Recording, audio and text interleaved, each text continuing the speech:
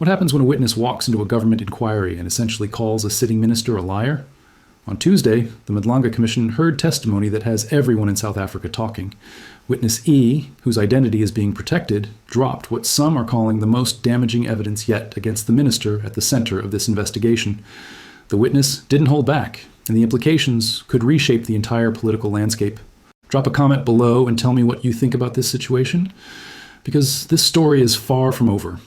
Let me walk you through what actually happened in that hearing room, and trust me, you're going to want to hear every detail of this.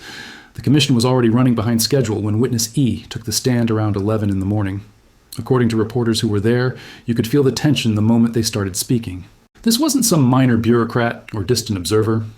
Witness E worked directly with the minister's office during the period in question, which means they saw everything from the inside. The witness began by describing a meeting that took place in March of last year. The minister has repeatedly stated, both in Parliament and in previous testimony to this very commission, that he had no knowledge of the irregular payments until they were reported in the media. But witness E painted a completely different picture. They described sitting in a conference room with the minister and 3 other officials when the payments were discussed in detail.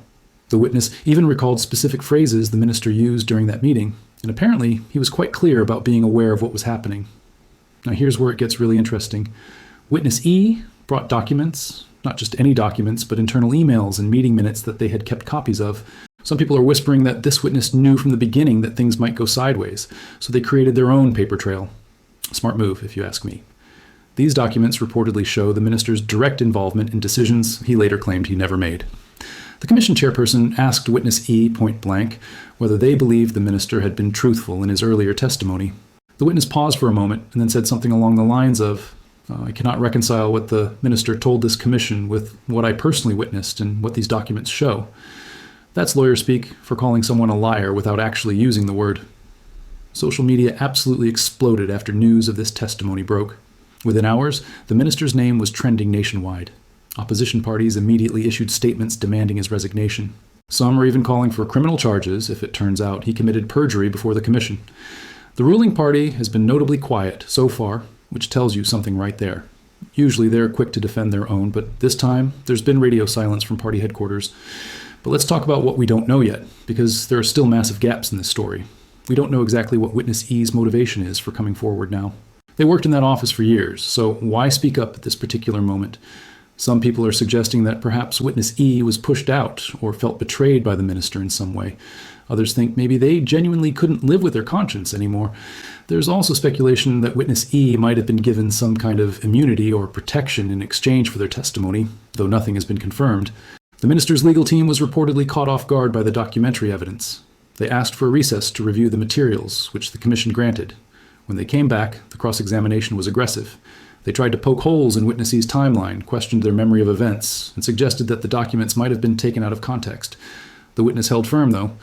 According to people who were watching, witness E didn't get flustered or defensive. They just calmly referred back to the evidence.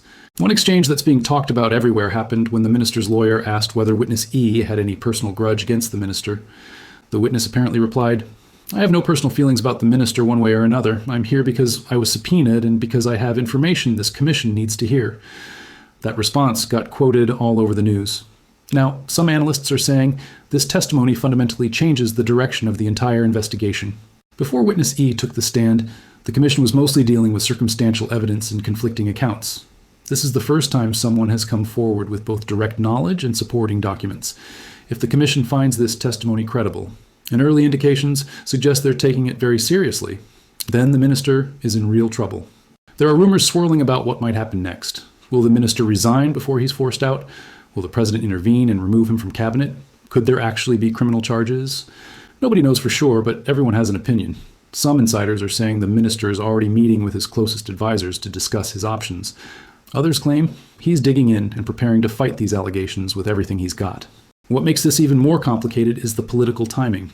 We're not that far from the next election cycle, and this kind of scandal can have ripple effects across the entire party. The opposition is already using this in their campaign messaging, talking about corruption and accountability. The ruling party has to decide whether protecting this one minister is worth the potential damage to their electoral prospects.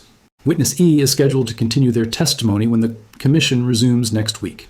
The legal teams on both sides will have had time to prepare, which means the cross-examination is likely to get even more intense. There's also talk that other witnesses might come forward now that witness E has broken the ice. Sometimes one person speaking up gives others the courage to do the same. The public reaction has been mixed, as you might expect. Some people are celebrating witness E as a hero who's finally exposing the truth. Others are more skeptical, wondering what this witness might gain from bringing down a powerful minister. There's always that element of cynicism when it comes to political scandals in this country. We've seen too many cases where accusations fly around, but nothing really changes.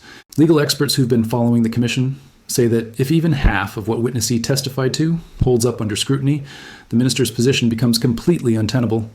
You can't serve in cabinet if you've been shown to have lied under oath to a commission of inquiry. The reputational damage alone would make it impossible to continue in that role. What happens to witness E after all this is another question entirely. They've now made themselves a target for anyone who wants to protect the minister or discredit the commission's work. Hopefully the protection measures that are supposedly in place actually work, because witnesses who stick their necks out like this sometimes face serious consequences. We've seen it before in other high-profile cases.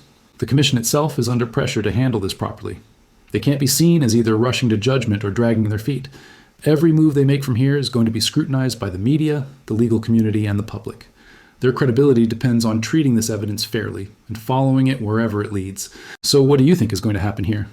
Will the minister survive this, or is his political career effectively over? Do you believe witness E's testimony, or do you think there's more to this story than we're seeing? I want to hear your thoughts in the comments. And if you want to stay updated as this situation develops, make sure you're subscribed to this channel with notifications turned on, because, I'll be covering every twist and turn of this story. This is the kind of political drama that could define South African politics for years to come, and we're watching it unfold in real time.